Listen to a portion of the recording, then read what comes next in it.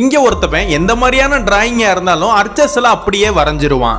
இப்படின்னா இருக்கிறப்ப ஒரு பண தேவைக்காக ஒரு பணத்தையே பிரிண்ட் அடிக்கலான்னு யோசிக்கிறான். ஏன்னா அது அவ்வளவு ஈஸியான வேலையே கிடையாது. ஏன்னா புதுசா வந்த நோட்ல மைக்ரோ பிரிண்டிங் டெக்னாலஜிஸ் யூஸ் பண்ணி பிரிண்ட் பண்ணிருப்பாங்க. இப்படின்னா இருக்கிறனால வெளியில எந்த ஒரு மிஷினாலையும் இதை காப்பி பண்ண முடியாது. இவன் சின்ன வயசுல இருந்து ஒரு ஆர்டிஸ்டா இருக்கிறனால அந்த நோட்டை பார்த்து ஒண்ணு விடாம அப்படியே அர்ச்சஸ்லா வரைஞ்சிடறான். இப்படின்னா இருந்தாலுமே அந்த நோட்டோட குவாலிட்டி ரொம்ப முக்கியம். அந்த குவாலிட்டி சரியில்லைனா இது ஒரு ஃபேக் நோட்டுன்னு கண்டுபிடிச்சிருவாங்க.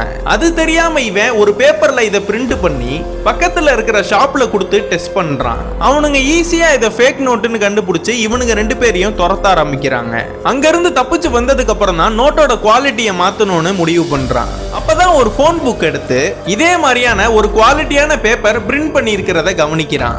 அதுக்கப்புறம் அந்த நோட்டையே திருடிட்டு வந்து யாருமே கண்டுபிடிக்காத அளவுக்கு அந்த நோட்டை ரெடி பண்றான்.